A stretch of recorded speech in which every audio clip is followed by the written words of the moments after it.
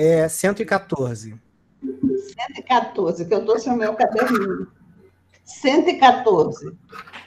Quem está com o livro aí? Alguém está com o livro?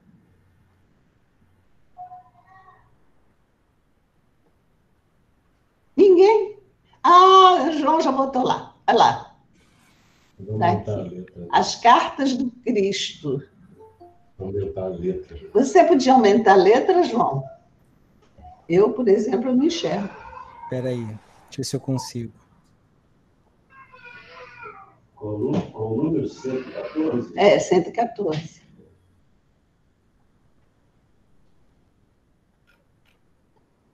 Então aí. Melhorou? Olha, né? Melhorou bem, melhorou sim.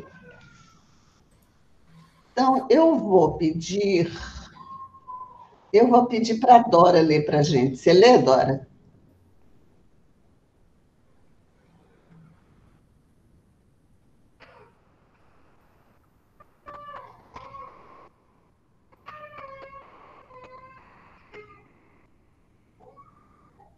Lê, Dora? Posso sim, Vera. Então. Eu tenho muita dificuldade aqui, né, para fazer, mas tudo bem. Só vou pedir para não pedir para eu pensar, não. É 114, né? Você lê e depois você faz um pequeno comentário, tá? Esse que é o problema, que eu não sei fazer comentário, não. Não, mas aí todo mundo vai te ajudar. Todo mundo vai te ajudar no comentário, tá bom? Tá bom. Vamos lá. Meu livro é pequeno. Pode? Pode. As cartas do Cristo. Ai. Porque já é manifesto que sois a carta do Cristo, ministrada por nós e escrita não com tinta, mas com o Espírito de Deus, Espírito de Deus vivo, não em tábuas de pedras, mas tábuas de carne do coração. Paulo, segunda carta a Coríntios 3:3. Quase que eu não consegui. É singular que o mestre não haja legado ao mundo um compêndio de princípios escritos pelas próprias mãos. As figuras notáveis da Terra sempre assinalam sua passagem no planeta, endereçando à posteridade a sua mensagem de sabedoria e amor. Seja em estudo de pedra, seja em tábuas de pedras, seja em decoração. Tá ruim? Tá ruim aí? Você não está enxergando bem? Não. Com Jesus. Não, pode continuar. Oi? Pode continuar. Com Jesus, porém, o processo não foi o mesmo. O mestre, como que fez questão de escrever sua doutrina aos homens, gravando-a no coração dos companheiros, sinceros, sem testamento. Seu testamento.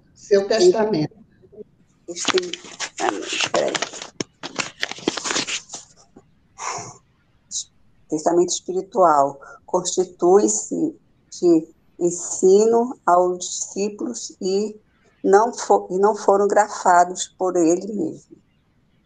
Recursos humanos seriam insuficientes para revelar a riqueza eterna de sua mensagem. As letras e o raciocínio propriamente humanos na maioria das vezes, costumam dar margem a controvérsias. Em vista disto, Jesus gravou seu ensinamento nos corações que o rodeavam e até hoje os aprendizes que se lhes conservam fiéis são as suas cartas divinas, dirigidas à humanidade. Esse documento vivo, esses documentos vivos do santificante amor do Cristo palpitam em todas as religiões e em todos os climas. Os climas são os vanguardeiros que conhecem a vida superior, experimentam sublime contato do Mestre e transformam-se em sua mensagem para os homens. Podem surgir muitas contendas a respeito das páginas, mas célebres e formosas.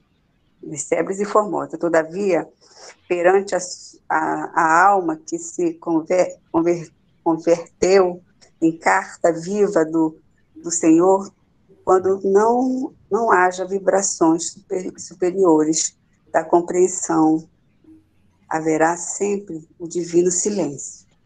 Gente, vocês me desculpem, mas eu tenho muita dificuldade, por isso que eu nunca peço para... Porque o meu livro é muito pequeno, ele fica fechando, eu não consigo ler direito. Tá bom, então vamos entender, né? Aqui ele está falando das cartas do Cristo, né? E ele fala, aqui nesses primeiros capítulos, ele fala o quê sobre Jesus? Ele fala que é, assim, estranho, singular, né?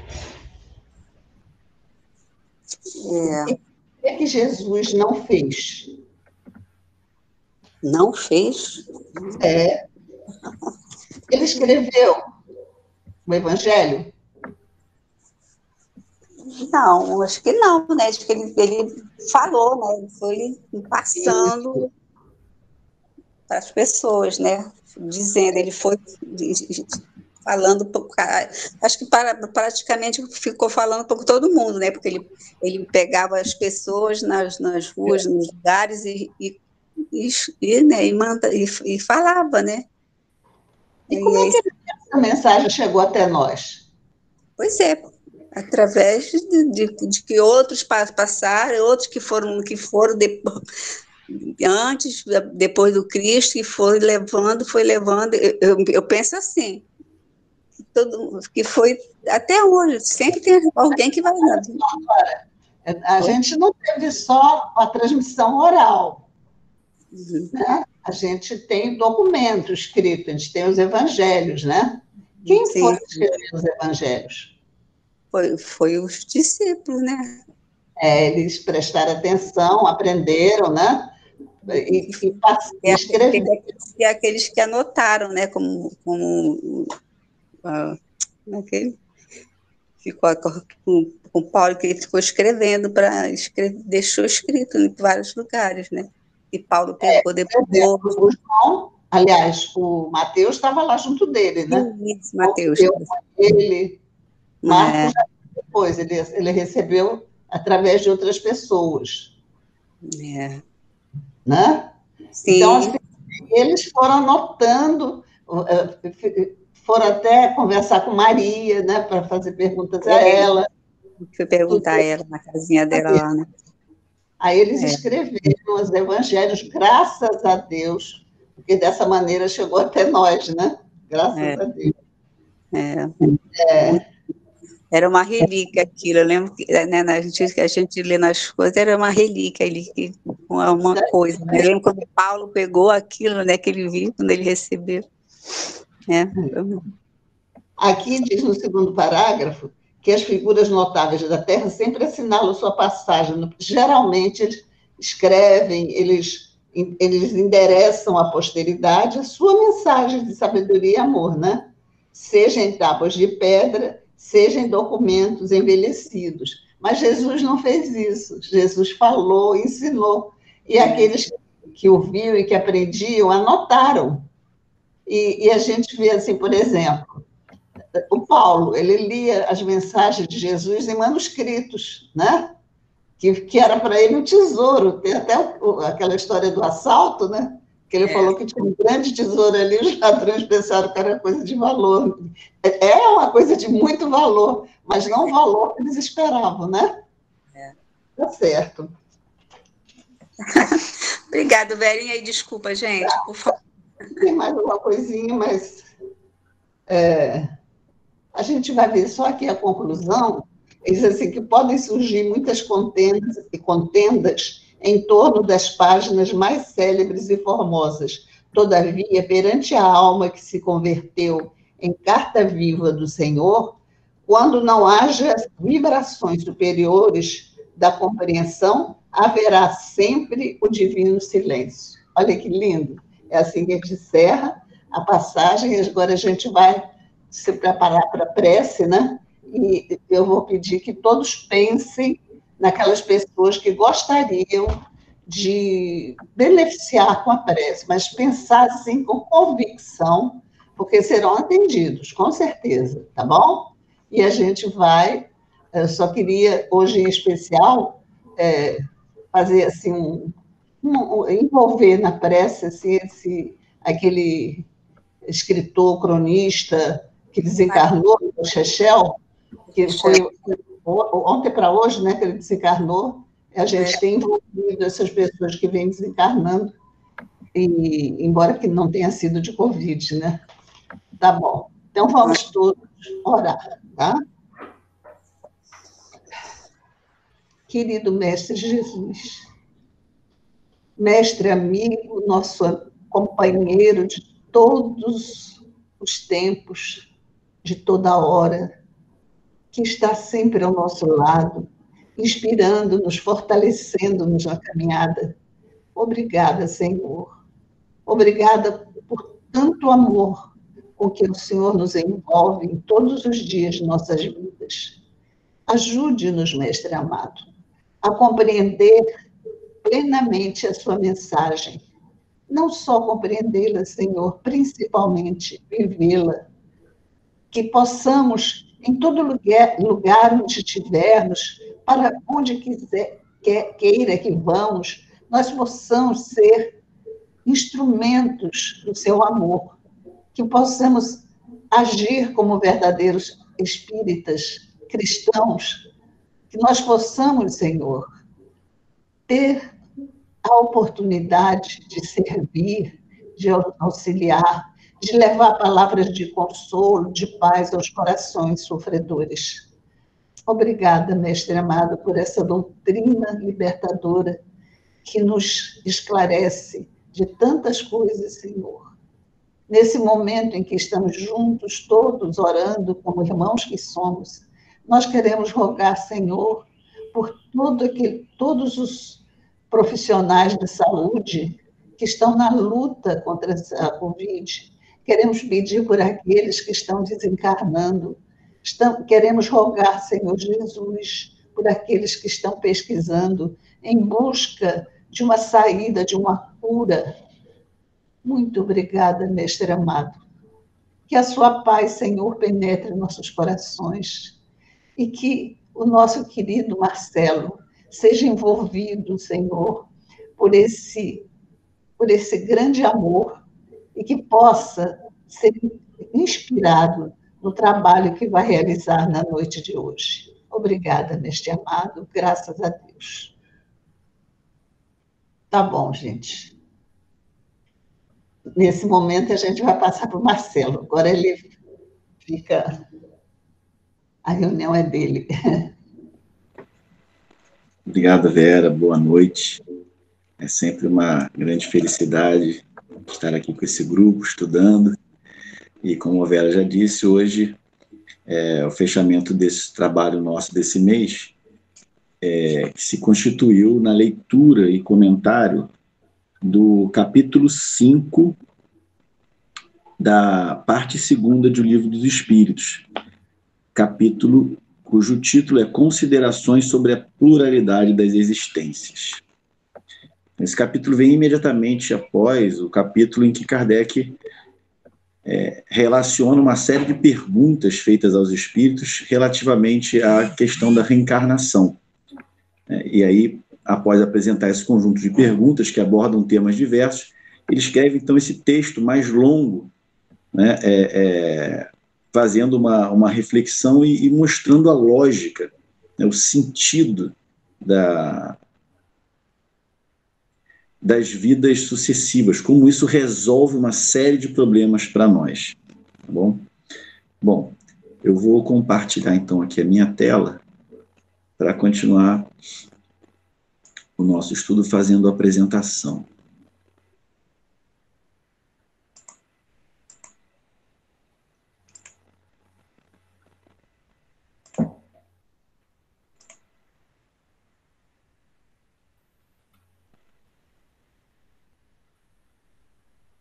Acho que já está aparecendo aí, né? Então,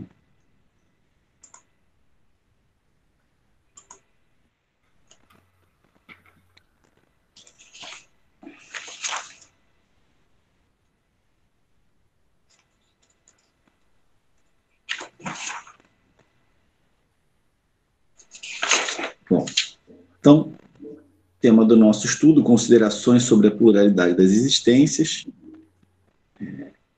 E esse estudo se dá através da leitura desse texto do Livro dos Espíritos, parte 2ª, que é a parte que trata do mundo espírita ou mundo dos espíritos.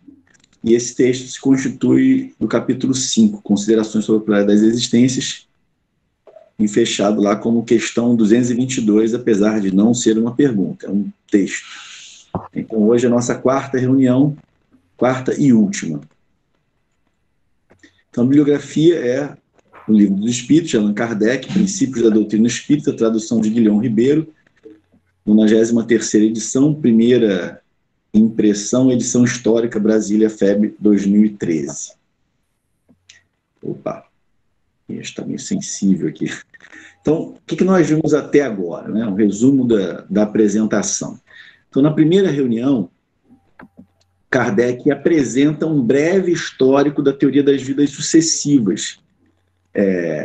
A ideia da reencarnação existe desde um passado distante e entre vários povos, apesar de ter sofrido modificações ao longo dos tempos. E Kardec apresenta isso como um argumento favorável à teoria das vidas sucessivas, porque é como que uma intuição de algo que é real, né? Então, a realidade da reencarnação, de algum modo, está gravada em nós e faz, então, com que nós tenhamos, em diferentes momentos da nossa passagem aqui pela Terra, em locais diferentes, essa ideia tenha surgido como um reflexo da sua realidade, né, da sua existência, né? Então, não é uma ideia inventada. Se fosse uma invenção descolada da realidade, a chance dessa invenção surgir em diferentes lugares, diferentes épocas, seria muito pequena, não é? Mas como essa ideia está calcada na realidade, então é natural que, uma vez que seja um fato a reencarnação, que ele se nos afigure como algo intuitivo, algo que está inscrito em nós, algo de que temos uma intuição. E eu enriqueci um pouquinho essa reunião, não com nada de meu, mas com o texto do Gabriel Delany, do livro A Reencarnação. O primeiro capítulo desse livro faz um histórico. Então, eu dei uma enriquecida nesse histórico usando o texto do Delany e uma pequena passagem do A Caminho da Luz. Estou fazendo questão de citar de novo, porque se alguém perdeu os estudos anteriores, pode consultar essa bibliografia e vai saber exatamente o que a gente fez lá. Bom, então a primeira reunião se ateve a esse histórico das teorias das vidas sucessivas, né? Na segunda reunião, nós apresentamos o material mais longo lá do texto do Kardec, o maior número de parágrafos, em que ele discute a conveniência e racionalidade da ideia de reencarnação. Então, se nós abstraíssemos completamente do ensino dos espíritos, vamos fingir que espíritos não vieram se comunicar conosco e nos ensinaram sobre a reencarnação.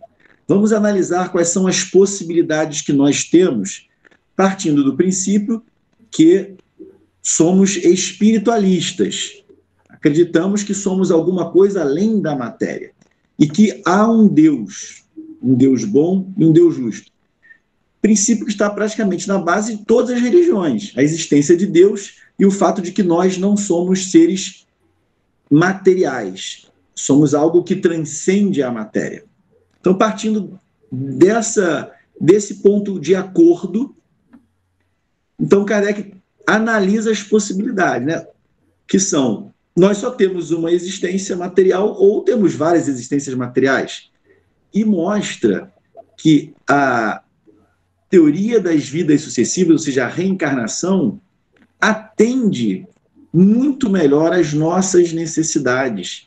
É muito mais racional, faz muito mais sentido, né? Então, me parece coerente, né, que o materialista, né, aquele que não aceita que nós somos alguma coisa além da matéria, seja também ateu, né, porque ele olha para esse mundo e não vê sentido, né, não vê nenhuma justiça, né? Ele vê seres que, desde o seu nascimento, quando ainda não tiveram possibilidade de fazer escolhas acertadas ou erradas, já enfrentando uma diversidade de condições muito grande. Uns nascendo em corpos saudáveis, outros em corpos frágeis, doentes, um nascendo entre famílias estruturadas que lhes dão amor e carinho, outros nascendo no meio de uma família desagregada, disfuncional, às vezes abandonados, sem família, né? Então, uns tendo acesso à cultura, aquilo que a humanidade produziu de melhor em termos de ideias acerca das ciências, das artes, da política, da filosofia, e outros tendo esse acesso negado, impossibilitados de acessar aquilo que a humanidade produziu de melhor. Então a gente olha para isso e pensa, mas se a gente só tem uma vida, onde é justiça? Não pode ter Deus. Se a gente tem uma vida só e existe essa ideia de um Deus bom e justo, ele não pode existir. Porque a gente olha para o mundo e não vê justiça. Então Kardec mostra que a nossa compreensão acerca do momento presente, associada à ideia de que há um Deus bom e justo, só é possível se nós aceitarmos a ideia da reencarnação. Então, eu entendo o presente a partir do passado, entendendo que nós que estamos aqui agora somos os mesmos que estivemos ontem aqui e estamos colhendo os frutos que ontem plantamos. Aí faz sentido. Aí o presente faz sentido. Se nós estamos aqui colhendo o que nós plantamos ontem, faz sentido encontrar essa diversidade toda. Bom, e na reunião passada, então, assim como na segunda reunião, Kardec analisou o presente a partir do passado, mostrando que só faz sentido nós entendermos que os espíritos que se encontram aqui encontram-se numa imensa diversidade de condições e que isso é justo, porque essa não é a primeira vez que nós estamos aqui. E nós estamos colhendo hoje o que nós plantamos ontem. Sem isso, é impossível haver conciliação entre a constatação do estado atual da Terra com a ideia de um Deus bom e justo. E na reunião passada, nós fizemos o exercício contrário. Ao invés de entender o presente pelo passado, nós pensamos o futuro a partir da ideia de reencarnação. Então, na terceira reunião, discutimos a questão do amor e da justiça na determinação do futuro. Cada um será recompensado segundo o seu merecimento real. E ninguém ficará excluído da felicidade suprema, coerentemente com um Deus justo. Então, o que quer dizer merecimento real? Significa eu colher cada fruto que eu tiver plantado.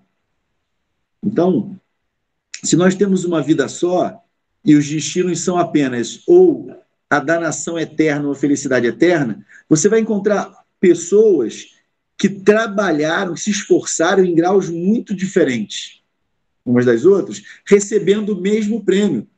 E pessoas que falharam, que pecaram, em graus muito diferentes, recebendo também a mesma condenação eterna. Isso não é justo. Né? Isso não é justo. Mas a doutrina da reencarnação concilia, né, a ideia de um Deus justo e amoroso com as diversidades de destinos que nós temos, destinos, digamos, mais recentes, porque o destino final de toda criatura é a felicidade suprema. Então, Deus, na sua onisciência, sendo todo o poder, não seria o infinito da bondade e da justiça se, antecipadamente sabendo que uma de suas criaturas falharia e por isso estaria condenada ao inferno, ainda assim a criasse. Seria uma maldade. Então, se Deus me dissesse agora, Marcelo, eu sei que nessa vida você não vai garantir, essa é a sua única vida, isso não vai garantir o paraíso para você, você vai para o inferno. Você pode fazer um pedido. Eu ia dizer, então, faz com que eu deixe de existir, porque eu não quero passar a eternidade no inferno. Não acho justo. Por pior que eu tenha sido nessa vida. Então, eu prefiro não existir. Mas Deus não pode ser essa criatura, não pode ser, não, criatura não é, não pode ser esse ser que, sabendo de tudo, conhecendo tudo, sabendo antecipadamente as escolhas que nós vamos fazer, nos criasse para a eternidade do inferno. Né? Mesmo que ele não soubesse fazer essa regra de uma vida para determinar a eternidade, já não é justo. Ele sabendo, então, antes, me parece mais cruel ainda. Né? Ele já sabia que eu ia para o inferno e mesmo assim me fez. Então não me faz só aqueles que vão para o paraíso. Né? Bom, mas não precisa dessa confusão, dessa ilogicidade, porque Deus criou a reencarnação. E aí tudo faz sentido. Eu vou conquistando a felicidade na medida dos meus esforços e dos meus acertos, à medida que vão me construindo. É isso que Deus quer, que o homem seja filho de si próprio, se construa, se faça perfeito. Ele nos deu a possibilidade e nos deu os instrumentos, as ferramentas, dependendo apenas da nossa vontade, do nosso esforço, realizarmos essa tarefa. Bom, então, isso aí é uma panorâmica do que foram as nossas 3 últimas reuniões. Então, vamos ver como é que é. Eu vou começar a reunião de hoje repetindo o finalzinho, os 3 ou 4 últimos slides, para fazer a ligação com o assunto de hoje, já que é um único texto corrido. Tá bom? Então, vamos lá. Então, esse como quer que seja, teve um monte de coisa antes, né? Mas basicamente aquilo que eu resumi. Então, Kardec diz, como quer que seja, alegar-se-á talvez que a Igreja não admite a doutrina da reencarnação, que ela subverteria a religião, ou seja, que a doutrina da reencarnação subverteria a religião. É interessante que às vezes parece que, eu acho que isso faz um pouco de sentido se a gente pensar no momento que Kardec está falando, né, ali no século XIX, não tão distante, tudo bem que já teve a Revolução Científica, Iluminismo, Revolução Científica e tal, mas eu acho que a dimensão da Igreja Católica e a lembrança do que ela representou era maior, né? E às vezes parece que religião aqui se confunde com catolicismo, né? Porque o Espiritismo não é a única religião que defende as vidas sucessivas, né? Há outras religiões. Então, na verdade, estaria em oposição só com a interpretação que os cristãos católicos deram para os ensinos de Jesus. Então, ele diz, não temos o intuito de tratar dessa questão nesse momento. Basta-nos o havermos demonstrado que aquela doutrina é eminentemente moral e racional. Ou seja que ela faz sentido, que ela é lógica. E o que significa dizer que uma doutrina é eminente moral? Significa dizer que ela nos inclina à nossa melhoria, né? Então, saber que a minha felicidade depende do meu burilamento, do meu aperfeiçoamento, me estimula a querer me aperfeiçoar. É diferente de dizer, olha, nada do que você pode fazer te salva, porque ninguém se salva a si próprio, é Jesus que te salva. Então, olha, Jesus espera que você seja um sujeito honesto, seja bom, mas tudo bem, se no final você aceitar que é Ele que te salva, você vai ficar salvo. Então, a mim, Marcelo, isso parece menos estimulante a que eu me modifique. Se eu tenho um defeitinho ou outro, não, tudo bem se ficar alguma coisinha aqui por resolver, porque afinal de contas vai chegar na hora H e eu vou dizer, não, eu aceito que Jesus é o meu Salvador e Ele vai me salvar, mesmo que ainda tenha alguma dificuldade aqui. O Espiritismo não é condescendente nesse ponto. E olha só, ficou um defeitinho aí, então tem um sofrimentozinho aí também. Tudo bem, se você quer uma felicidade imaculada, então se purifica por inteiro. Mas enquanto você tiver vícios, tiver imperfeições, isso vai trazer obstáculos, vai trazer adversidade. Não por castigo, mas porque essa adversidade é o aguilhão que te impulsiona a querer se modificar, não é? Então a doutrina da reencarnação ela é muito moral nesse sentido. Se você está imbuído dessa ideia, e sabe que reencarnação está indissociável de evolução, de aperfeiçoamento, o estímulo para vencer as dificuldades é muito grande. E, nesse sentido, é uma doutrina eminentemente moral. Ora, o que é moral e racional não pode estar em oposição a uma religião que proclama ser Deus a bondade e a razão por excelência. Que teria sido da religião se, contra a opinião universal e o testemunho da ciência, se houvesse obstinadamente recusado a render-se à evidência e expulsado de seu seio todos os que não acreditassem no movimento do Sol ou nos 6 dias da criação? Que crédito houvera merecido, que autoridade teria tido entre povos cultos uma religião fundada em erros manifestos e que os impusesse como artigos de fé? Logo que a evidência se patenteou, a Igreja criteriosamente se colocou do lado da evidência. Uma vez provado que certas coisas existentes seriam impossíveis sem a reencarnação, que a não ser por esse meio não se consegue explicar alguns pontos do dogma, cumpre admiti-lo e reconhecer meramente aparente o antagonismo entre esta doutrina e a dogmática. E aí vem um ponto muito interessante, né, que distingue o espiritismo das outras religiões, ou pelo menos do catolicismo, com quem o Kardec mais diretamente compara a teoria que o espiritismo traz. De algum modo, parece que para o catolicismo é importante que toda a verdade tenha sido dita, e o que não foi dito é acessório, é coisa menos importante. Então, isso deixa pouco espaço para mudança. Então, a interpretação que o catolicismo traz tem que ser aceita como tendo sido uma espécie de intuição divina, né, para aqueles que se mantiveram ali na tradição apostólica, né? Então, os apóstolos eram pessoas especiais que interpretaram os ensinos do Cristo, e aqueles que coordenam, que comandam os destinos da Igreja não têm essa tradição, né?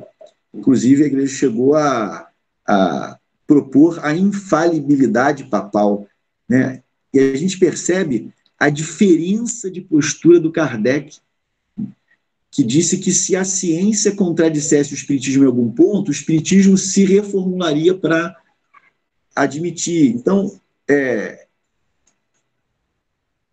eu não imagino que a espiritualidade superior, que inspirou, né, o Kardec, que respondeu, se enganasse, mas nós aqui podemos, às vezes, adaptar, né, as coisas à nossa compreensão do momento. Então, imagino que daqui a um milênio, a nossa compreensão dos pontos que nós estamos conversando agora seja ampliada e talvez nós tenhamos termos que possam colocar a questão de forma mais clara e de forma mais detalhada, que que hoje não nos é possível, né? Então, nós percebemos que, por exemplo, a obra do Chico não corrigiu em nada a obra de Kardec, mas ampliou, né? Então, nós entendemos que o Espiritismo está contido no Pentateuco kardeciano, mas não quer dizer que toda a informação, todo o entendimento acerca da nossa realidade, do universo à nossa volta, já tenha sido estabelecido. Esse conhecimento pode crescer, né? Então, isso é uma postura interessante, né? Diferente daquela de, não, eu tenho que já ter recebido toda a informação e tem que ser essa. Então, surge uma evidência contrária e eu tenho que me agarrar àquele dogma, porque senão toda a estrutura vai ruir. Isso é ruim, né? Bom, então, ele diz, uma vez provado certas coisas existentes seriam impossíveis sem reencarnação, que a não ser por esse meio não se consegue explicar alguns pontos do dogma, cumpre admiti-lo e reconhecer meramente aparente antagonismo entre essa doutrina e a dogmática. Mais adiante mostraremos que talvez seja muito menor do que se pensa a distância que, da doutrina das vidas sucessivas, separa a religião e que a esta não faria aquela doutrina maior mal do que lhe fizeram as descobertas do movimento da Terra e dos períodos geológicos, as quais, à primeira vista, pareceram desmentir os textos sagrados. Demais, o princípio da reencarnação ressalta de muitas passagens das Escrituras, achando-se especialmente formulado de modo explícito no Evangelho, que a gente vai ver agora. Agora é que vamos entrar no material novo. Mas isso é interessante, que me parece que a relação que o catolicismo tem com o espiritismo hoje, quer dizer, eu sinto pelos textos que eu já li, né, um padre dizendo, por que não sou espírita? Aí uma vez eu li um livro sobre a Inquisição, escrito por um padre. E aí, para minha grande surpresa, lá no final do livro, o livro era sobre Inquisição, era falar de Idade Média, de coisas que se passavam, mas lá no final do livro, ele tinha que dizer que o espiritismo fazia muitos loucos e que médicos poderiam atestar isso. Eu falei, puxa, o que o espiritismo tem a ver com isso? Por que me parecia um ataque absolutamente gratuito? Mas eu sinto que o catolicismo tem com o espiritismo talvez a relação que o judaísmo teve com o cristianismo nascente, né? Jesus não veio, ele nasceu entre os judeus, ele não veio para dizer, ei, vocês estão todos errados, não, ele veio aproveitar aquela tradição, ele veio ali porque ele tinha coisa boa ali, mas a gente tinha adaptado as coisas à nossa condição ali na época, né? Então, a gente sente um certo ressentimento ali de alguns judeus em relação a Jesus, como se ele estivesse querendo subverter tudo, mas não, ele nasceu no seio do povo que ele acreditou quando tivesse a ideia mais próxima daquilo que ele gostaria de continuar, né? Então, eu sinto também que, de algum modo, parece para o catolicismo, que era a religião oficial estabelecida, quando o espiritismo surge, um certo ressentimento, como se o espiritismo viesse para derrubar o catolicismo, dizer, olha, tá tudo... Não é isso, né? A gente vem continuar a tradição, aquela tradição que começou lá com os judeus, né? Levantando a ideia do Deus único. Isso começou muito lá atrás. Mas eles não conseguem perceber essa ideia de a humanidade amadurece, a nossa condição de compreensão cresce, nosso entendimento acerca de nós mesmos e do universo amplia, e com isso nosso conhecimento também deve avançar no que diz respeito às revelações. Então fica assim um certo receio com uma coisa, mas ao contrário, o novo chega agradecido ao trabalho, não cego aos equívocos cometidos no passado, mas, de certo modo, reconhecendo, né, aqueles que souberam trazer, né, a bandeira até aqui, né? Mas chega um momento de dizer, olha, mas algumas coisas vocês não entenderam direito, vamos dar uma acertada nisso aqui e a gente continua avançando, né? Bom, mas então, ao contrário do que se tornou a visão predominante entre os cristãos, e aí eu, quando falo cristão, especificamente o catolicismo, né, que durante muito tempo cristianismo e catolicismo se confundiram, depois foram surgindo várias vertentes, mas durante muitos séculos era basicamente a mesma coisa, né? Então, apesar da ideia que se estabeleceu entre os católicos de negar a reencarnação está estabelecida lá na Bíblia. Tanto no Antigo como no Novo Testamento nós encontramos passagens. Mais especificamente aqui, Kardec se refere ao Evangelho. Né? Então, uma passagem muito conhecida, né? E acho que de compreensão cristalina, assim, muito clara. Né? Quando desciam da montanha, depois da transfiguração, Jesus lhes fez esta recomendação: não faleis a ninguém do que acabastes de ver, até que o Filho do Homem tenha ressuscitado dentre os mortos. Perguntaram-lhe então seus discípulos: por que dizem os escribas ser preciso que primeiro venha Elias? Respondeu-lhe Jesus: é certo que Elias há de vir e que restabelecerá todas as coisas. Mas eu vos declaro que Elias já veio, e eles não o conheceram, e o fizeram sofrer como entenderam. Do mesmo modo darão a morte ao Filho do Homem. Compreenderam então seus discípulos que era de João Batista que ele lhes falava. Ora, nós teremos que fazer aqui uma ginástica mental. Vamos ter que dar uma torcida muito grande nesse texto aí para não admitir que para os discípulos, e o Cristo está sancionando essa ideia de reencarnação. Ele pergunta: por que dizem os escribas ser preciso que primeiro venha Elias? Então, mesmo que nós pudéssemos pensar que eles acreditavam que Elias ressurgiria com o seu próprio corpo, ressurgiria como Elias, no final fica claro que não é isso, porque ele diz: compreenderam então seus discípulos que era de João Batista que ele lhes falava. Ou seja, eles perguntaram por que era preciso que primeiro venha Elias. Se não fosse para Elias retornar, se a ideia de alguém que viveu há muitos anos e já morreu, se a ideia de que essa pessoa voltasse fosse absurda, Jesus imediatamente teria corrigido isso, como fez de outras vezes. Então, respondeu-lhe Jesus: é certo que Elias há de vir. E essa resposta de Jesus é, para mim, emblemática. Assim, eu acho que é certo que há de vir e restabelecerá todas as coisas. Para mim, ele estava dizendo muito mais do que os discípulos queriam ouvir naquele momento, que para ele já era bastante coisa. Mas eu acho que esse há de vir e restabelecerá todas as coisas estava falando de um futuro ainda. Mas aí não é esse o nosso ponto hoje aqui. Então, é certo que Elias há de vir e que restabelecerá todas as coisas, mas eu vos declaro que ele já veio. E eles não o conheceram. Já está claro, é Elias. Ele veio e não conheceram o Elias.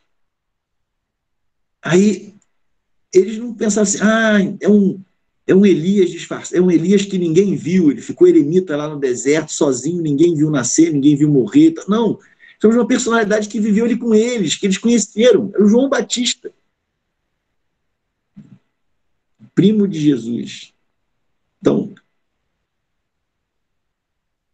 compreenderam então seus discípulos que era de João Batista que ele lhes falava. Nada pode ser mais direto, mais claro. E é interessante que essa identificação de Elias com João Batista, ela não está só na fala de Jesus. Jesus falou uma coisa e os discípulos não entenderam direito. Não, eles próprios entenderam. Está claro que compreenderam então seus discípulos que era de João Batista que ele lhes falava. Ou seja, isso pareceu uma interpretação absolutamente razoável para eles. Então, como eles poderiam concluir, entender isso, se a ideia da reencarnação não fosse uma possibilidade para eles? Aí o texto diz assim: e eles ficaram sem entender nada. E essa seria a conclusão. Mas não é isso que está dito na Bíblia. E nós não entendemos nada que Jesus falou e deixamos passar porque era muito avançado para a gente naquela época. Não, não é isso que está dito. Está dito claramente. Compreenderam, então, seus discípulos, que era de João Batista que eles falavam. Eles puxaram o assunto perguntando de Elias e, no final, entenderam que era João Batista. Ponto. Reencarnação. Não tem qualquer outra tentativa de interpretação disso. É por isso que para a igreja é tão importante que haja... eu converso com um amigo que é muito católico, diz, olha, a Bíblia, Marcelo, ele fala para mim, né, isso é muito difícil. Como é que você pode querer que qualquer pessoa pegue, leia e entenda? Tem muito símbolo, é muito hermético, então tem que ter igreja para dizer para as pessoas como é que é. Aí, só que eles dizem, a gente não entende, porque não faz sentido. Não faz sentido, não é lógico, não demonstra justiça, não é? Então, não, o Kardec vem e diz, não, olha só, está aqui, o texto aqui. Deus deu inteligência para todo mundo. Lê, vamos entender o que está aqui. Não é, não, peraí, vamos chamar a autoridade que vai dizer para a gente como é que é. E aí, fazendo sentido ou não, não importa, porque quem disse é o representante de Deus, ele é autoridade. Então, não precisa fazer sentido, precisa ter sido dito por alguém que é autoridade. Né? Mas faz sentido isso? Para que Deus daria inteligência para todo mundo se só alguns conseguem entender o que ele disse?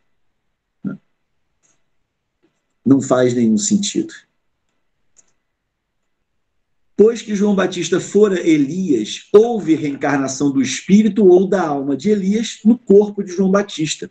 Em suma, como quer que opinemos acerca da reencarnação, quer a aceitemos, quer não, isso não constituirá motivo para que deixemos de sofrê-la, desde que ela exista, malgrado a todas as crenças em contrário. O essencial está em que o ensino dos espíritos é eminentemente cristão, apoia-se na imortalidade da alma. Ainda tem isso, né? Nós, em momento algum, o espírita pode discordar dos católicos, dos protestantes, dos evangélicos em vários pontos, mas eu nunca disse que eles não são cristãos. Pode dizer, olha, as ideias que você defende, para mim, estão muito distantes das do Cristo, mas eu nunca digo que você não é um cristão. Né? Mas dizem isso da gente. Dizem que nós não somos cristãos. Né? Mas vamos pegar as palavras do Cristo, não foram notadas por ele, mas foram notadas por outros. E esses outros não são os espíritas, não. Esses outros eram os cristãos lá, eles. Está escrito nos textos dos livros deles. Vamos pegar e ler o que Jesus disse. E o que parece mais razoável, o que parece fazer mais sentido, de acordo com as palavras que o Cristo disse. Então, o essencial está em que o ensino dos espíritos é eminentemente cristão, apoia-se na imortalidade da alma, nas penas e recompensas futuras, na justiça de Deus, no livre-arbítrio do homem, na moral do Cristo. Logo, não é antirreligioso, pelo contrário, nós percebemos que o Espiritismo nos incita fortemente a seguirmos o exemplo do Cristo. O Cristo veio ensinar através de palavras e através de exemplos. Veio mostrar aquilo que nós podemos fazer. E ao contrário, dizer, nossa, mas que pretensão querer seguir. Quem é você para agir como Jesus? Você não é ninguém, você não pode se salvar. Você é um nada. Então aceita que Jesus te salvou. Tem gente que pensa assim e é honesta e se esforça para agir corretamente. Eu digo que se eu pensasse dessa maneira, eu seria um pouco mais relaxado comigo mesmo. Assim, não, mas no final Jesus vai me salvar. Agora, como eu sei que não é assim, como eu sei que a reencarnação vai me dar exatamente o que eu plantei, nem mais nem menos, e ninguém vai me salvar, Jesus veio me mostrar o caminho da salvação, mas diz, Marcelo, assim como eu, Deus te fez com potencial para chegar à perfeição. Então, meu filho, faz aí a sua parte, trabalha, né? Se esforça, usa as ferramentas que Deus te deu. Não completou nessa vida? Não tem problema, vai ter outra e depois outra agora. Se fica arrastando muito, sofre mais tempo, demora mais para ser feliz. Aproveita as oportunidades agora e você vai construir a sua felicidade mais rapidamente. Agora, saiba que, independente do tempo que você levar, Deus não vai te condenar para sempre. Você só vai sofrer mais tempo. Mas, alguma hora, você vai ser feliz, porque toda criatura criada por Deus é fadada à felicidade. O que parece em pleno acordo com a ideia de um Deus que é bom, que é justo e que é onipotente. Tem condição de fazer prevalecer a sua vontade. Mas ele não quer nos levar à perfeição à força. Quer que nós usemos da nossa liberdade para nos construirmos perfeitos e, portanto, felizes. Temos raciocinado abstraindo, como dissemos, de qualquer ensinamento espírita que, para certas pessoas, carece de autoridade. Olha que legal, gente, a maneira como Kardec se relaciona é muito o raciocínio dele, a maneira como ele se relaciona com as ideias. Não é somente porque veio dos espíritos que nós e tantos outros nos fizemos adeptos da pluralidade das existências. É porque essa doutrina nos pareceu a mais lógica e porque só ela resolve questões até então insolúveis. Ainda quando fosse da autoria de um simples mortal, tê-la íamos igualmente adotado, e não houvermos hesitado um segundo mais em renunciar às ideias que esposávamos. E aí eu me lembro interessante, porque, em geral, costumam atribuir ao religioso assim, uma fé cega, né?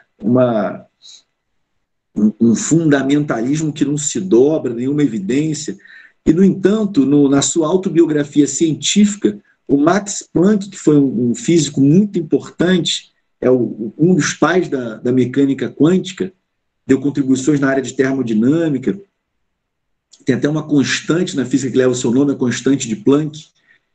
Ele disse, olha, ele sofreu isso, ele falou isso de experiência própria, olha, certas ideias, para se estabelecerem na ciência, uma geração tem que morrer, não adianta, esse pessoal não vai, não tem jeito. Você bota na cabeça que o troço é de um jeito e não aceita, esse pessoal morre e os outros que vêm estão com a mente mais aberta e conseguem reconhecer a superioridade dessas outras ideias, e a ciência vai progredindo, né? Então é interessante ver que o Kardec, no âmbito da religião, que pensa, não, o cientista é aquela objetividade, não é? Apareceu uma evidência e logo, não é não, é cheio de subjetividade, tem preferências, tem inclinações, e às vezes combatem uma ideia correta até o final da sua existência, né? E, no entanto, a gente vê que onde normalmente se diz que isso é comum de encontrar, que é no âmbito religioso, nós vemos a postura do Kardec, né? de racionalidade, de lógica, né? De abertura. Então, olha que bacana ele dizer, ainda quando fosse da autoria de um simples mortal, tê-la-íamos igualmente adotado, a ideia da reencarnação, e não houvéssemos hesitado um segundo mais em renunciar às ideias que esposávamos. Então, mesmo que ele eventualmente crie explicações para coisas, né, se ele percebe que a explicação dele não é a melhor, ele abandona. Como ele fez lá no Livro dos Médiuns, né? Quando os espíritos ditaram a explicação acerca dos fenômenos de transporte, ele fez uma nota dizendo, olha, eu imaginei uma coisa completamente diferente da explicação dos espíritos. Mas o que ele publicou lá? O que os espíritos disseram, que era a teoria, vamos dizer, que ele percebeu fazer sentido, que dava conta dos fenômenos observados, né? Então ele não tinha apego. Ah, não, mas eu imaginei que é assim, então eu quero que seja assim. Não, tem esse desprendimento. Em sendo demonstrado o erro, muito mais que perder do que ganhar, tem o amor próprio, como se obstinar na sustentação de uma ideia falsa. Olha que maturidade intelectual. Assim também tê-la-íamos repelido, mesmo que provindo dos espíritos, se nos parecesse contrária à razão, como repelimos muitas outras, pois sabemos por experiência que não se deve aceitar cegamente tudo que venha deles, da mesma forma que se não deve adotar às cegas tudo que proceda dos homens. O melhor título que, ao nosso ver, recomenda a ideia da reencarnação é o de ser, antes de tudo, lógica. Ou seja, faz sentido. As coisas que parecem inexplicáveis, que parecem sem sentido, ou que, apartadas da ideia de reencarnação, parecem apontar para a inexistência de Deus, isso tudo ganha sentido, coerência, harmonia, se nós, ao contrário, aceitamos a reencarnação.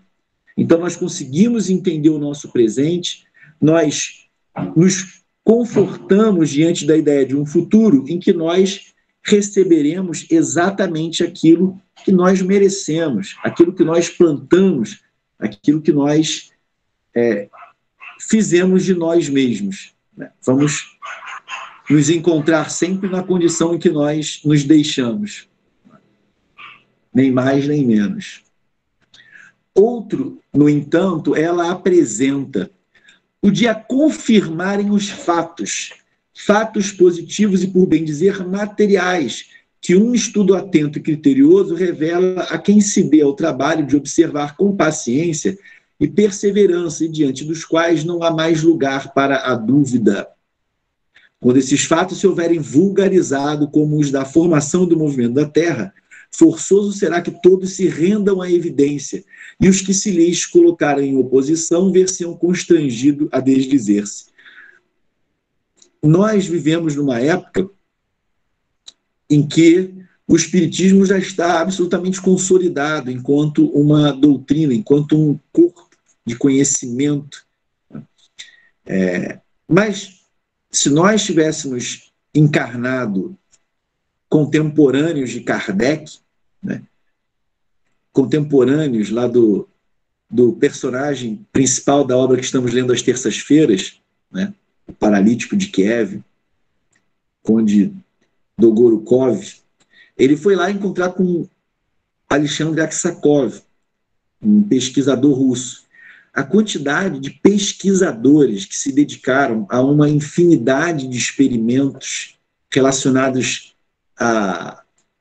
às nossas capacidades psíquicas, a comunicação com, inicialmente, que era visto como diversas forças, mas que mais tarde se entendeu eram espíritos. Quer dizer, houve um imenso dispêndio de energia no sentido de se comprovar, através de experimentos, através da elaboração de inúmeras teorias que foram caindo uma após a outra, por não darem conta de explicar todos os fenômenos, todos os fatos. Muitos artigos publicados e muita troca de correspondências, de experimentos, muitos médiuns de efeitos físicos surgiram naquela época para que a realidade do espírito, a realidade do perispírito, se colocasse como um fato científico, um fato comprovado experimentalmente, a partir da observação de uma enormidade de fenômenos diferentes, mas todos associados à existência do espírito. Então, é certo que os espíritos não ficariam reencarnando aqui na Terra constantemente para ficar provando a cada geração as mesmas coisas. Esse período passou. Nós agora estamos colhendo os frutos desse trabalho pioneiro, né? Então, estabelecida a certeza de que nós somos algo além da matéria e que esse algo sobrevive à matéria e que, de fato, a consciência, a inteligência, a capacidade de amar reside não nesse amontoado de células, mas nesse ser que transcende a matéria, no espírito. Então, isso posto, nós estamos na fase de usufruirmos das consequências dessa realidade. Então, da moral do Cristo que estabelece para nós o destino dessa alma, desse espírito que nós somos, que é imortal e que reencarna. Mas o fato de nos vivermos distanciados daquele período não significa que ele não aconteceu e está extensamente registrado em livros. Então, quando a dona Ivone sugeria que nós lêssemos Kardec e os clássicos, se nós pegarmos os clássicos, o que nós vamos encontrar ali é um imenso, um extenso arrolar de experimentos que se realizaram e que todos levaram à conclusão de que nós somos espíritos, de que o espírito é imortal, de que o espírito se comunica com os encarnados e de que nós estamos aqui evoluindo. Então, isso está registrado em muitos livros, na Revista Espírita, uma enormidade de artigos sobre isso. Bom, vamos seguir mais um pouco. Então ele diz, positivo, revela-se do trabalho de paciência e perseverança, diante dos quais não há mais lugar para dúvida. Quando esses fatos se houverem vulgarizado, como os da formação do mundo da Terra, forçoso será que todos se rendam à evidência, e os que se lhes colocam em oposição ver-se-ão constrangidos a desdizer-se, como aconteceu com relação à ciência. Reconheçamos, portanto, em resumo, que só a doutrina da pluralidade das existências explica o que, sem ela, se mantém inexplicável, que é altamente consoladora e conforme a mais rigorosa justiça, né? Então não dá nem de mais e nem de menos, né? Nem por conta de uma existência de erro determinar uma eternidade de sofrimento, e nem o contrário também. Quer dizer, tudo bem, até fui aqui mais ou menos honesto, mas vou dizer que não fui nenhum Francisco de Assis, né? Ué, mas vou estar no paraíso que nem ele, assim, eu tenho a mesma... vivi aqui, minha família foi um trabalhador honesto, procurei não fazer mal a ninguém, meti um deslize aqui, mas me arrependi e tal, e, bom, aí vou ter o mesmo destino da irmã Dulce. Não é assim, a gente recebe de acordo com o que a gente fez, com o que a gente construiu. Eu dei alguns passos no sentido da minha transformação, eu vou ter um pouco de felicidade reservada. Eu ainda tenho alguns vícios, algumas imperfeições, alguns aguilhões ainda vão aparecer, né? Então, nem por conta de alguns pecados condenados para sempre, mas também não é porque eu acertei mais ou menos que aí garante já um paraíso, felicidade imaculada. Não é assim, né? Então, é de acordo com a obra. As próprias palavras de Jesus... Não, desculpa. Diz que Deus é a salvação de Deus... Não, deixa eu ler de novo. Reconhecemos, portanto, em resumo, que só a doutrina da pluralidade da existência explica o que, sem ela, se mantém inexplicável. Tanto o nosso presente como o nosso futuro, que é altamente consoladora. É consoladora por isso, porque diz, olha, a felicidade está na sua mão. Você vai ser tão feliz quanto tiver se esforçado por construir a sua felicidade. É isso. Não é responsabilidade de ninguém além de você mesmo. E conforme a mais rigorosa justiça, a gente colhe exatamente o que a gente plantou, nem mais, nem menos. Que constitui para o homem a âncora de salvação que Deus, por misericórdia, lhe concedeu. As próprias palavras de Jesus não permitem dúvida a tal respeito. Eis o que se lê no Evangelho de São João, capítulo 3. Respondendo a Nicodemos, disse Jesus, são os versículos, provavelmente, né? Capítulo 3, versículos 3, 4, 5. Respondendo a Nicodemos, disse Jesus, em verdade te digo que, se um homem não nascer de novo, não poderá ver o reino de Deus. Disse-lhe Nicodemos, como pode um homem nascer já estando velho? Pode tornar ao ventre de sua mãe para nascer segunda vez? Se não fosse reencarnação, Jesus dizia, peraí, Nicodemos, você não está vendo que é uma linguagem figurada aqui? Não estou falando, não é nascer de novo, assim, literal, não. Isso aqui é uma alegoria, isso é uma parábola. Não, Jesus diz, em verdade te digo que se um homem não renascer da água... Então Jesus começa a explicar, é isso mesmo, nascer de novo, eu vou te explicar. Não renascer da água e do Espírito, não poderá entrar no reino de Deus. O que é nascido da carne é carne, o que é nascido do Espírito é Espírito. Ou seja, o corpo provém do corpo. O meu corpo traz a herança genética dos meus pais. Agora, eu, espírito, não sou uma porção, uma parte, não derivo dos meus pais. Então, o espírito vem do espírito. A carne vem da carne. Então, é como se Jesus estivesse dizendo, olha, tem o espírito e tem a carne. E o espírito entra na carne. Entrou uma vez, por que não pode entrar duas? O processo é o mesmo. Não ficou diferente. O que é nascido da carne é carne, o que é nascido do espírito é espírito. Não te admires de que eu te tenha dito é necessário que torneis a nascer. Então, Jesus não desdiz, não, olha, não é bem isso. Peraí, você entendeu? Porque Nicodemos entendeu um renascimento literal. Ele só não entendeu que pode ser de outro. Olha aqui, você não, eu disse nascer de novo, eu não disse voltar no tempo. Você não nasceu uma vez? Você, espírito, não entrou lá na barriga da sua mãe? De uma mãe. Por que você não pode fazer isso numa outra barriga depois? O espírito sai do corpo, entra num outro corpo, em outra barriga. Por que tem que ser a mesma mãe? Foi isso que Nicodemo não entendeu. Ficou claro que era nascer de novo. Né? Pode tornar ao ventre de sua mãe para nascer segunda vez? Né? Não. O corpo falece. O espírito se liberta. E retorna à carne um novo corpo.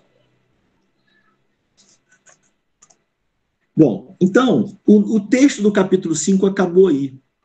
Mas o Kardec faz essa... Ele coloca, ver adiante o parágrafo ressurreição da carne. É questão 1010 do Livro dos Espíritos. E já que o Kardec sugeriu, eu imaginei que podia ser interessante colocar. Então, coloquei essa questão aí no final, para a gente terminar o nosso estudo.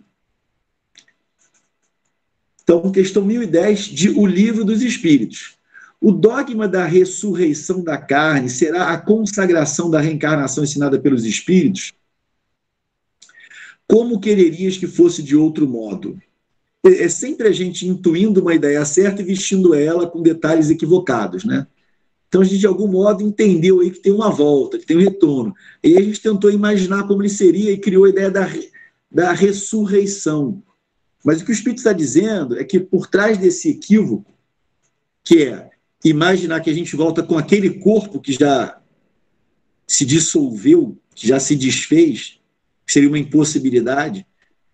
E não, o que está por trás disso aí é a reencarnação. Né? Então, como quererias que fosse de outro modo? Conforme sucede com tantas outras, estas palavras só parecem despropositadas no entender de algumas pessoas porque as tomam ao pé da letra. Levam, por isso, à incredulidade. Assim como os degredados de Capela criaram a ideia da metempsicose, a possibilidade de você voltar em corpos de animais, porque talvez tenha sido a impressão que ficou para eles quando deixaram aquele mundo que era como a Terra hoje. A Terra é hoje. E encarnaram aqui em corpos como os dos homens primitivos, né? E aí, então, engendraram essa ideia da metempsicose, que é equivocada. Assim também, a nossa intuição de que há reencarnação nos levou a criar desentendimentos em torno disso. A gente intuiu que tem alguma coisa, um retorno ali, mas a gente não entendeu a coisa perfeitamente bem. Levam, por isso, à incredulidade, porque quando a gente cria essas teorias assim, estapafúrdias, né, de querer que as pessoas aceitem que um corpo que já se desfez vai ressurgir, né, isso inclina mais à incredulidade do que a aceitar a ideia. Dá-lhes uma interpretação lógica e os que chamais livres pensadores as admitirão sem dificuldade, precisamente pela razão de que refletem. Porque não vos enganeis, esses livres pensadores o que mais pedem e desejam é crer. Têm, como os outros, ou talvez mais que os outros, a sede do futuro, mas não podem admitir o que a ciência desmente. A doutrina da pluralidade das existências é consentânea com a justiça de Deus. Só ela explica o que sem ela é inexplicável.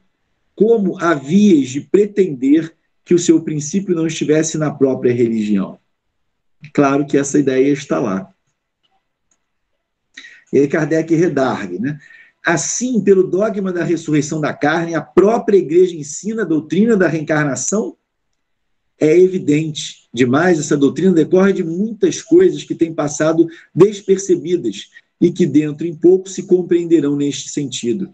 Reconhecer-se-á em breve que o Espiritismo ressalta a cada passo do texto mesmo das Escrituras Sagradas. Os Espíritos, portanto, não vêm subverter a religião, como alguns o pretendem. Vêm, ao contrário, confirmá-la, sancioná-la por provas irrecusáveis. Como, porém, são chegados os tempos de não mais empregarem linguagem figurada, eles se exprimem sem alegorias e dão às coisas sentido claro e preciso, que não possa estar sujeito a qualquer interpretação falsa.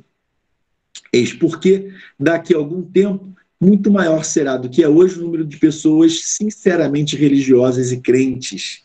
São Luís. E aí Kardec, então, faz uma nota. Efetivamente, a ciência demonstra a impossibilidade da ressurreição segundo a ideia vulgar. Se os despojos do corpo humano se conservassem homogêneos, embora dispersos e reduzidos a pó, ainda se conceberia que pudessem reunir-se em dado momento. As coisas, porém, não se passam assim. O corpo é formado de elementos diversos, o oxigênio, hidrogênio, azoto, carbono, azoto era como chamavam o nitrogênio, etc.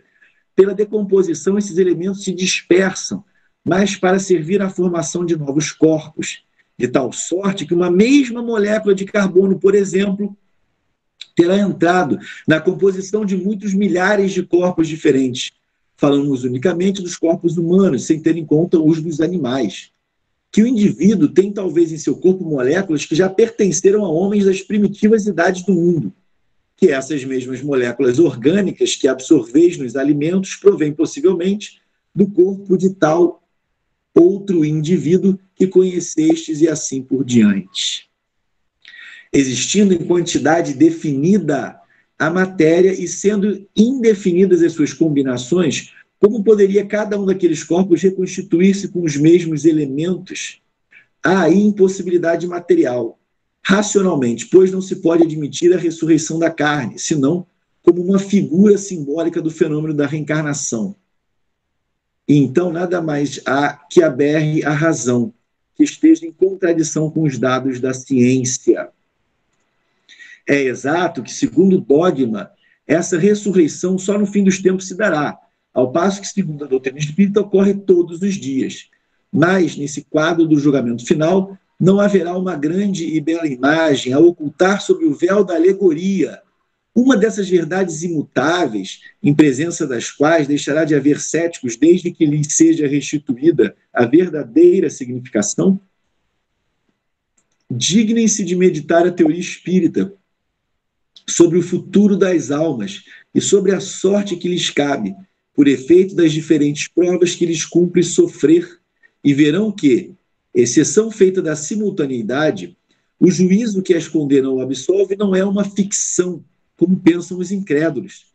Notemos mais que aquela teoria é a consequência natural da pluralidade dos mundos, hoje perfeitamente admitida, enquanto que, segundo a doutrina do juízo final, a Terra passa por ser o único mundo habitado. E assim terminamos o nosso texto e a nossa tarefa está concluída. Que beleza, né? Eu já devo ter comentado que tem uma mensagem no Evangelho que eu acho uma das páginas mais lindas do Evangelho. Chama-se A Lei de Amor. É uma comunicação dada pelo Espírito Lázaro. Começa, o amor resume a doutrina do Cristo toda inteira. Esse parágrafo é uma poesia, uma coisa belíssima. Essa comunicação tem 3 parágrafos. Então, nesse parágrafo ele fala do amor. Aí no segundo parágrafo ele fala de reencarnação. E aí no terceiro ele volta para a ideia do amor. Aí eu li aquilo, eu achava assim, poxa, esse segundo parágrafo, assim, ele estava vindo nessa linha, né, do amor. Quando Jesus pronunciou a palavra amor, os povos sobressaltaram-se e os mártires ébrios de esperança desceram ao circo.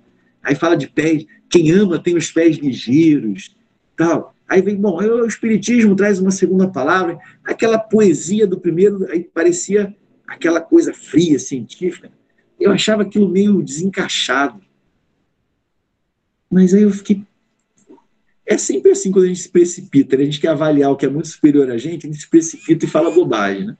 Eu achava que aquele segundo parágrafo devia estar em outra... Pô, faz outra mensagem falando aí de reencarnação, deixa essa aqui pro amor que tá bonito.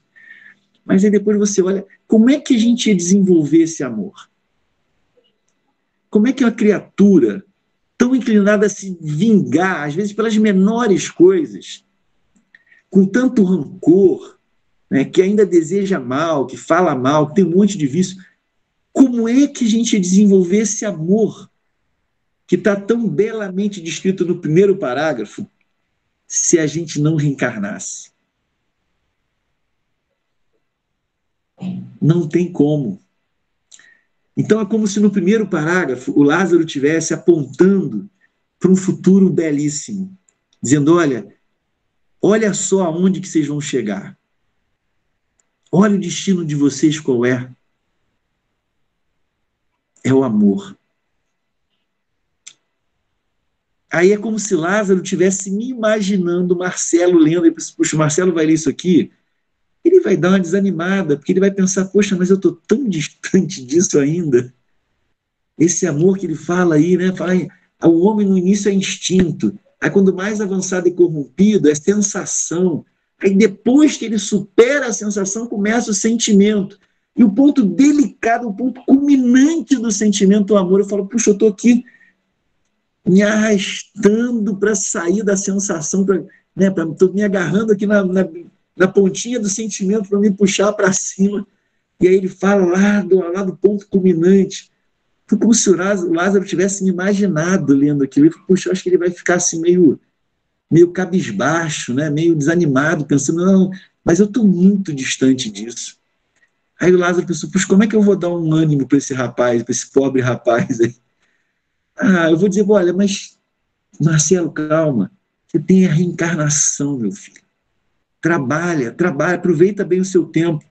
Mas mesmo que você olhe para frente e diga, não, mas com esses anos que eu ainda tenho pela frente, isso ainda é muito insuficiente, eu não vou conseguir. Fala, não, mas investe, trabalha, porque na próxima você já começa um pouquinho melhor e você vai ter outras oportunidades. E aí aquele segundo parágrafo fez todo sentido para mim. Eu falei, puxa, que bom que ele colocou isso aqui, né? Então ele dá para a gente aquele gostinho da onde a gente pode chegar, e no segundo parágrafo mostra para a gente que é possível, porque Deus é inteligente, porque Deus é bom, porque Deus é justo, e é claro que ele encontrar um jeito da gente conseguir, que é dando para a gente novas oportunidades. E o nome dessas novas oportunidades é reencarnação. Graças a Deus. Obrigada, Marcelo.